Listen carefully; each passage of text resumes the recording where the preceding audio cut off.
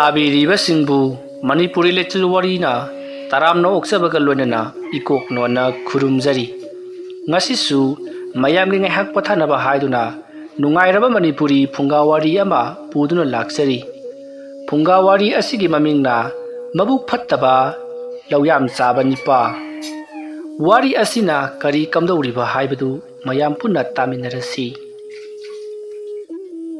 thaina mamangai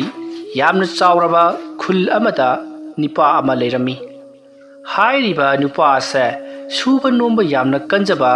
थबक तौब मतमदा मीगी आईगी नाइदबा मिसकनी महाकी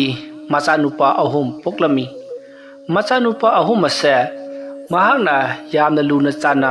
योक्पिरमी मरम असिना मरम मोरगा मचानुपा अहुम असे लुना केथोक मौथोकना योक्पा मरमना थबक अमता हैरमदी अदुगिसु मथक्ता मखोय अहुम असे अमगा ngahak yamna khanarami maramdi nipa aduna pokliba machanupa ahal adudi yamna panglammi aduga ani suba aduna mabuk yamna phalamdi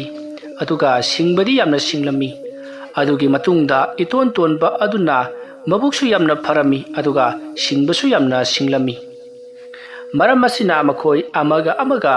mot tinaraktabadagi ngalita khanaribani masigi matung matam khara haukraba matung haujiti mapabung adusu sonjellakli machin manaw ahum adusu luhong khongdong tawduna magi nupi amamam loinamak leinarabani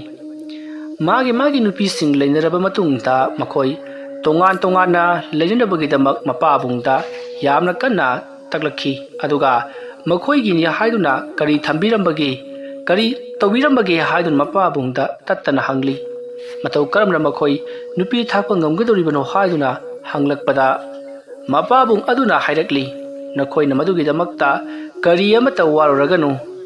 mafam masidagi khara chatlaga yamna ina kaira khunba senjau paiba lawyam chaba nipa ama leibani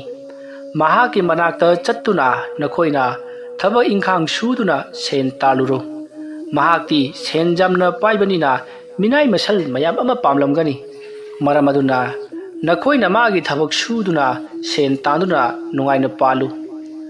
adumna haireklabada machimana ohum aduna su yarami madugi matung mapa ado nonga khri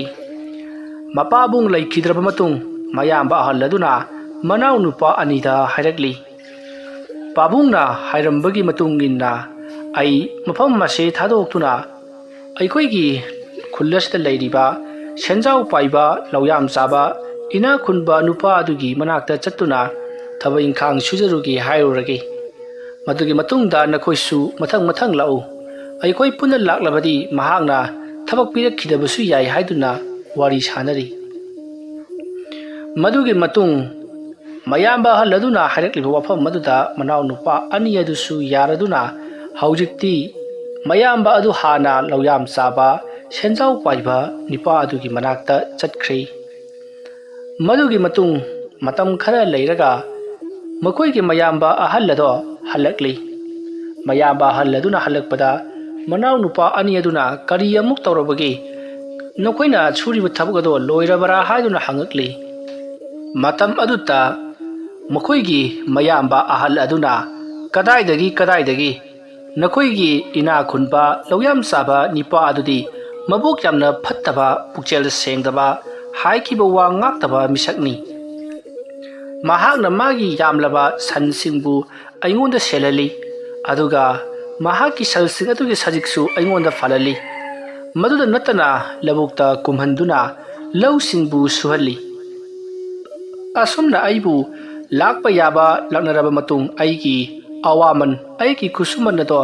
piro hairurabada mahakna aibu ngamloidaba thabak ama hektamak haijinduna aibu paisa hekta pidi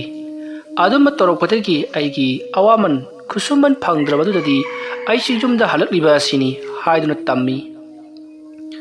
wafam madu tabada machimanaw ahum madugi mayai yai mado yamna saurami masidagidi mahak oina chattuna lawyam saba ina khunba nipa ado mahak oina laknarugi khalladuna machimanaw yai mado satkhri madugi matung matam khara lairaga yaima adusu mayamba hana lakhibadugumna karimata pudana lakhi adumna laklabada manau nupa atombana kari tawdobage tayai su yabiraktrabara haiduna hanglubada yaima aduna madugi loyam saba nipa adudi mabuk chinjamna sengdaba ngangnabadi yamna waba kadar phadar yamna haiba misakni haiduna yamna sauri masigi matung manau nipa atonbaduna phare adu oirabadi ai oina chatlagi hairamlaga manau nipa atonbado satkhri manau nipa atonbaduna loyam saba ina khunba nipa adugi mayum jorok labada nipa adu unaduna wari sari manau nupa atonba aduna hairari loyam saba nipa aduda mahakidamakta thabak sujagi aigi kusuman matik chana pibiyu haiduna matamaduta ina khunba loyam saba nabu khataba nupa aduna nipa adubu yenglaga hairi ibungo na ngasidagina numit kharnigi mamangda laklamba machimanau ani adugi atomba natra asomna hanglakpada atomba aduna hoi mani haiduna khumi matau karamna khanglibano haiduna atombana hanglubada loyam saba nipa aduna hai apangba ai sibuna hagna adu hagna pangbane haiduna khalurabra ai haige munataw nakhoi singse nasak khara khara loinamak manai maramaduna aina ilai laina khanglibani aduga wafam amana nangi nayamba ani adudi aina sinaba thabaksing suba ngamdabadagi makhoi khusumal amata phangdana chakhrabani matau asumna nangna su aigi thabak sujage hairagadi aina nangonda thabak khara sinarakani aina sinarakpa thabak khudimak nahana loinamak tawgadabani karigumada nahana tawba ngamdaba thoklabadi nahaki khusuman adubu aina piroidoribani asumna nangna aigi thabak ase sahi ama hek phana subada sahi amada phanggadaba sarukto aina loinamak pigani adumna hairakpada manau nipa atonbadusu hoi haiduna yari asomna yanarabada loyam saba mukfataba nipa aduna hairi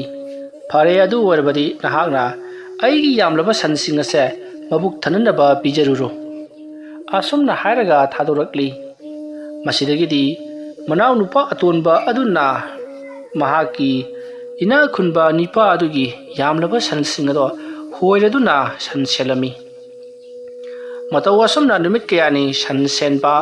adagi sangi sajiksin phanba amadi lorang suba kaya ama taurami asomna mathang asum torokpana ina khunba nipa aduna mahaki kadar ado hauragi khaladuna nomagi numit amada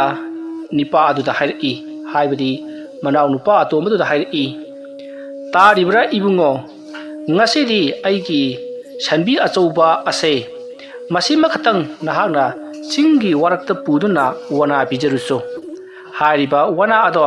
nahagna heklaga bijaba yadeko san masana oina chahangadabani adumna hairakpada karisu thausadana atomba aduna hoi madumak aina susoi sodana tawjagi haiduna haramlaga mayam sing adugi maraktagi khara noi penba yamna pangal kangadaba manba sanbi ama chingduna puraga chatkhri madu ubada ina khunba nipa aduna tawrisi yang oisu warore asumna khalaga lehauri masigi matung machinmanau atomba do sal adu puduna sum lakpana singi wa yamna hoba mafam do yoksalakli mafam do yoraklabada manau nupa atomba aduna sal adubu tap taba makai phuba horukhi asumna sal adubu yamna tamthina phubadagidi manakta chatpa miyuisingna karigino sanda adu yamna thina phuribadubo haidun chairakli adubu manau nupa atomba adudi karisuna chungdana mayamna ka hairibado manada amata haptana salladuda pangphuda phurami asomna salladuda mathong maram khangdana pangphuda phure haibagi pawase lekai mina tamlakpadagi loyam saba mabuk phattaba nipa adugi manakong jorokpadagi nipa ado thuna yangna mak lakli aduna mahaga lakwa matamda awoiba makki sal adubu manau nupa atomba aduna tap thaba makai phurga leramlibudu uri madu ubada loyam saba nipa ado chinsillaktuna karigidamakta sanda aduna phuribano haidun hangi matamaduta Manau nupa atomba aduna yengune apu ibungo aina wa mana asi charu so haiduna mabu oina tam taba makai phuro phawda wa khong asida lepaga dumak leiri mapu ibungo na soingonda wa mana singa se heklaga pijaba yadi ma masana oina pijau haikibani do aduna ma masana oina chajau haidana asok tamthina phuro phawda ma wada kakhalu haibi yadre adugi phuram libani haiduna ina khunba mu phataba nipa du tamlami wafam madu tabada ina khunba loyam chaba nipa do ngahtang di khamuk tawi karino masigi nipa macha sidi ayi gondagi hen singina haiduna masidagi di thabaka do amu khana tawraganu mado nongondagi hantuk labani haiduna hantukli madugi matungda mabu phatraba loyam chaba nipa aduna kari amuk tawhanduna mahaki sahi ama hek pharakpaga pigedaba mahaki kusumban se matau karamna matchigi haiduna khalli somdana atomba aduna yum adugi akoiba yana khayengun labok loktin punamak sit nana sengduna magi damakta chawna mateng pangli paisa phangna bagi damak aduga somdana loyam chaba nipa aduna mahaki yawlaba paisa singa do haibadi kusumal do kamnona matkadagi haiduna wakhal khalli madugi matung nongma loyam chaba nipa aduna manaw atonba aduda hairi hai ibungo nangonda ngasi aina wafam amakha haigi aduna nahana wafam mase yarabadi nang hek pamba paisa do ai pigedoribani adumna hairakpada atomba aduna kari oirabano haiduna hangi matamatuda senjam paiba ina kunba nipa aduna hairakli sa yengu aigi yumgi mathakse ihang hangna karista sijinadana leire masibu nang nungaibrane aduna hariba yum masigi ihang hangna lamlemune leiriba yum masigi mathakta na hangna mana masing uhai wahai thaduna aikoibu amuktang limit pena yenghalu adumna hairakpaduta atomba aduna hoi madumak aina susoi sodana tawjarage haiduna ilai laina adumak khumlakli matam maduta loyam chaba babu phattaba nipa aduna karino ne masigi nupa macha si mayamba ani adudi aina sinariba thabak singasi ngamdabadagi loina mak chatkrabani aduga mahakti loina mak ngamgani hairi phai mahana matau karamna yum masigi mathakta potchai mana masing thabage haibado yengba tabani asumna khallaga ina khunba mabuk phattaba nipa ado leikhi masigi matung matam adu haukhiduna mathangi nongalakle nongamphum torakpa adu waida atomba aduna yum adugi haibadi ina khunba mabuk phattaba nipa adugi yum adugi mathakto yotna chom yangkhaiba horakle mahangna labukta hingkhonda mana masing tharanabagi tawkhaibagum mathaki sarukto loina mak tawkhaiba thugaiba horakle adumna yum mathak aduta gudrong laubagi khonjal adu tarakpa aduta ina khunba mabuk phattaba nipa ado karino he haiduna mahak khangai khangjil loina haugalakle aduga parap mahakna chenthuraktuna yenglubadadi atombana yum adugi mathakta tawkhairiba thugairibadu ure madu ubada loyam chaba mabuk phattaba nipa aduna hai ibungo nahana tawribadu karino nahana aigi yum masibu sidok lage haiduna khalibra yumgi mathak singbudu loina thugairabadi nongjuragani haiduna seirakli wafam madu tabada thawa isa sadana mathakta leiriba atombaduna khumlai karino ne haibiriba sibo adomna haikiba natro yum masigi mathakta mana masing uhai wahai thau haidana adubu tawkhaidrabadi karma thagadoribano potsai thaba haiba simaktabu mafam mado tawkhairaba matungda thagadaba natro aduna potsai mana masing tharanabgidamak tawkhairibani haiduna khumlai wafam madu tabada ina khunba nipa ado khumpham leiramdi masidagidi ina khunba mabuk phattaba nipa aduna yare toklo madugi thabakto nangondagi aina handoklabani hairaduna mahaku makhada kautharakle masigi matung ina khunba nupa aduna mahaki kusumal adupu matnaba tawruba thabak khudimak mahaki mang taganaba ngakta oirakpa asita yamna sauningli madugi damak numit adugi oinadi atopa thabak khara sinaraga loisinnakrei नुमिदांग अदुदा इना खुनबा निपादो तुमथबा यारमदे करी थबक पीरगा महाकी खुसुमल असे मटपा यागदगे हाइबदो खंदुनत Larry मदुगी मतुंग मथंगी रोंग अलकलबदा इना खुनबा मबुक फत्तबा लौयाम साबा Nipah अदुना अतोंबगी मनाक्ता लाक्तुना हायरे Ibungo अईगी लबुक्ता लैरिबा लौ मयाम अदो लौपाक अदो अईगी युमदा पुरक्तुना थमलसी कनाना खंगनी मीना हुरान खिबसु अदुना अईगी युमदा ओइना पुरक्तुना थमलबदी लबुक ताना लौकुंबा फौहुनबा महै मरोंग थाबा चननबगी मथौ ताद्रे अदुना नहागना लबुक अदो युमदा ओइना पुरक्लोको हारिबा थबक असि नहागना पांगथोकलो करीगुंबदा ngamdrabadi नंगी खुसुमन पुनमक अइना मत्कनी अदुमना हाइरकपदा अतोंबना करिसु थवा इसा सादना अई सोदना तौजगी हादुना खुमली मदुगी मतुंग इना खुनबा निपा अदो इमुंगदा चंख्री असुमना मतम अदु हौख्रबदा मथंगी अयुकी नोंगा फुंगा तोरकपा अदुआइदा अतोंबना इना खुनबा छेंजाव पाइबा निपा अदुगी युमगी थोंजिन अमदी फगलांगसिंग महागना अचौबा खुल्लाई अमा पाइरगा दोम दोम लाउना लोइनमक थुगाइरकले अदुमना मथंग मथंग थुगाइरकपा अदुदा लौयाम चाबा मबुक फत्तबा निपा अदुगी नुपी अदुना सेंथोरक्तुदा करिनो नाहना तौरिबा असिबो हाइदुना हंगली मतम अदुदा अतोंबना मपु इबुंगोना तौ हाइबदगी तौरिबनी हाइदुना खुमी वफम अदु ताबदा लौयाम चाबा निपा अदुगी नुपी अदो यामना पाखतना लौयाम चाबा निपा अदुगी मनाक्ता चेंसिलकली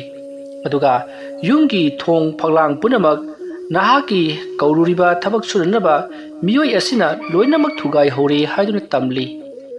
वफम अदु ताबदा लौयाम चाबा निपा अदो करिनो हाइदुना यामना सावना चेंथोरकली असमना चेंथोरकपददी युंगी थोंग लोइनमक फकाइरमली फगलांगसु फना यामना फुदरमली तौरिबा मतौबदुदा इना खुनबा लौयाम चाबा निपा अदो यामना सावरदुना करिगिनो नहागना असुमना तौरिबसे हाइदुना हंगी मतम अदुदा अतोंबना खुमी करिनोने मपु इबुंगो ना अदोमगी लैरिबा लबुक अदो युमदा पुरक्तुना थमु हाइखिबदाइने अदुक चावख्रबा लबुक अदु युम मसिददी थंबदा चलोइदबनिना